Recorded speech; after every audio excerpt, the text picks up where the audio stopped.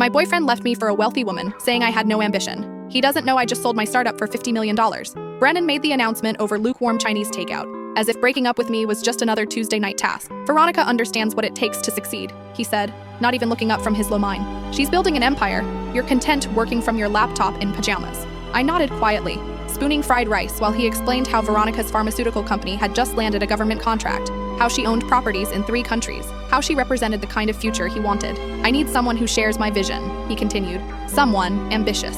The irony was suffocating. For 2 years, I'd been coding 18-hour days, building an AI platform that could revolutionize supply chain management. I'd eaten ramen for months to afford server costs. I'd turned our spare bedroom into mission control, surrounding myself with whiteboards covered in algorithms. Brennan had rolled his eyes every time I mentioned investor meetings. When Hartwell Industries first expressed interest, I'd tried to share my excitement. He'd cut me off to talk about Veronica's new yacht. The final documents had been signed that morning. $50 million for 3 years of my life's work. I'd been planning to surprise him at dinner.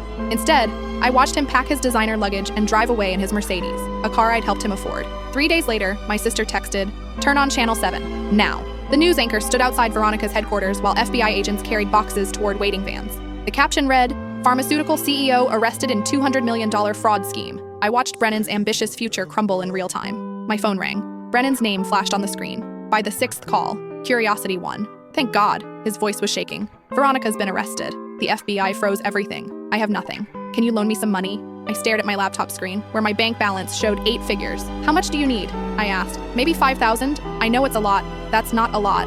Not anymore. Silence. What do you mean? Brennan, remember that little hobby you thought was pointless? I sold it yesterday, for $50 million. The silence stretched forever. You're joking. Hartwell Industries announced it this morning. Turns out I had ambition after all.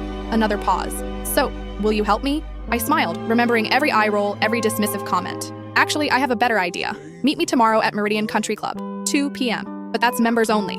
I know, don't worry. I'm buying lunch. The next day, I sat in the club's private dining room watching Brennan's beaten Honda pull up. He walked in wearing his best suit, the one I'd bought him last year. We ordered lunch. I chose lobster. He ordered salad. $50 million, he said carefully. Give or take. We can fix this, can't we?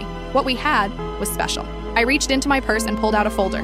Open it. Inside were architectural blueprints, property deeds, investment documents. I'm starting an incubator, I explained. Buying the old Meridian building downtown, converting it into a startup hub. I need a CEO, $200,000 salary, plus equity. His face transformed with disbelief and gratitude. You're offering me the job you always wanted. There's just one condition. I couldn't fit what happens next in this short video. Watch the rest down below.